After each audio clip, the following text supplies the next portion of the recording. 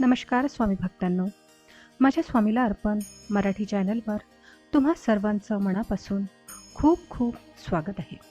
तर मंडळी, श्राद्ध पक्ष आपल्या पूर्वजांना समर्पित आहे आणि हिंदू धर्मात अत्यंत महत्त्वाचा मानला जातो।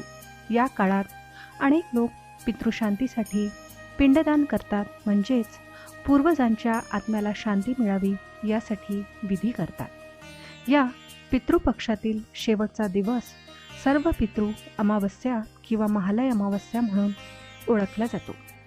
श्राद्ध पक्षही याच दिवशी संपतो। यावर्षी तो बुधवार 2 ऑक्टोबर 2024 रोजी येत आहे।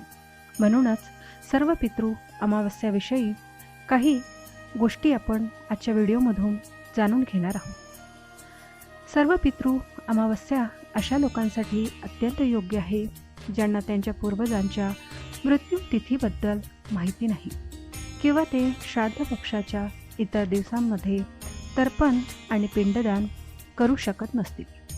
सर्व पितृ अमावस्येला पितृविसर्जन अमावस्या किंवा महालय समर्पण किंवा महालय विसर्जन असेही म्हणतात।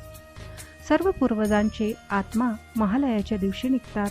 असे मानले जाते की पूर्वजांच्या आत्मा सर्व पितृ अमावस्येला म्हणजेच भाद्रपद महिन्यातील अमावस्या दिवशी श्राद्ध किंवा तर्पण अपेक्षेने त्यांच्या वंशजांच्या घरी येतील, परंतु पिंडदान पूर्वजांसाठी केले नाही तर त्यांचा आत्मा निराश होऊन परत जातो आणि म्हणून सर्व पितृ विसर्जन दिवशी आपल्या पितृ किंवा पूर्वजांचे श्राद्ध करणे हे अत्यंत आवश्यक आहे।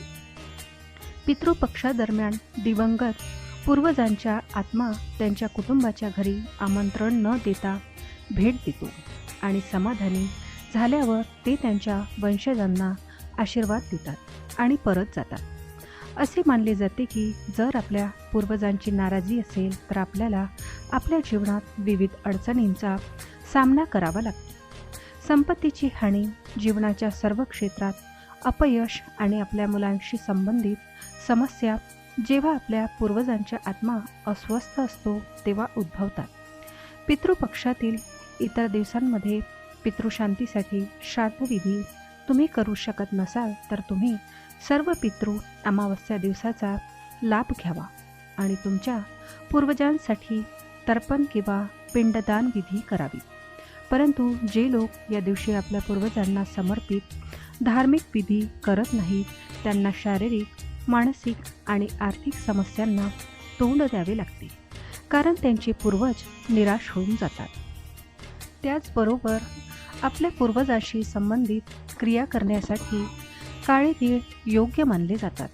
शिवाय श्राद्ध करणाऱ्या व्यक्तीने पांढरे वस्त्र परिधान करावे, पूर्वजांना नेहमी सुगंधी फुले अर्पण करावी आणि विशेषतः गुलाबाची किंवा पांढऱ्या रंगाची सुगंधी फुले त्यांना अर्पण करावी।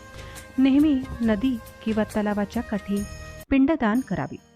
सर्व पितृ अमावस्येला तुम्ही ब्राह्मण भोज अर्थात ब्राह्मणांना भोजन द्यावे, परंतु चरित्रहीन, रोगग्रस्त किंवा मांसाहारी व्यक्ती आणि इतर अनैतिक कामात गुंतलेल्या व्यक्तींना श्राद्धासाठी आमंत्रित करणे अयोग्य आहे।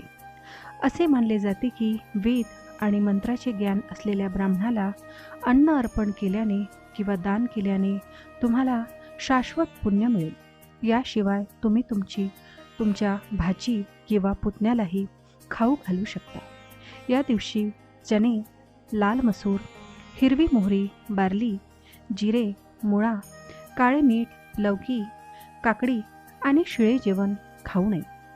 सर्व पितृ अमावस्येला तुमच्या घरी आलेल्या कोणत्याही जीवाचा अपमान करण्याची चूक करू नये। तर मंडळी, आजचा व्हिडिओ तुम्हाला कसा वाटला मला कमेंट करून नक्की सांगा।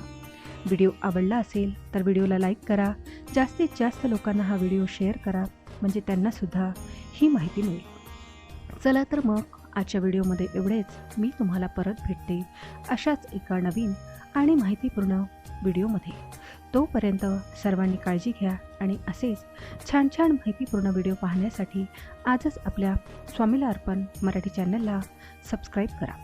धन्यवाद। श्री स्वामी समर्थ। जय जय स्वामी समर्थ।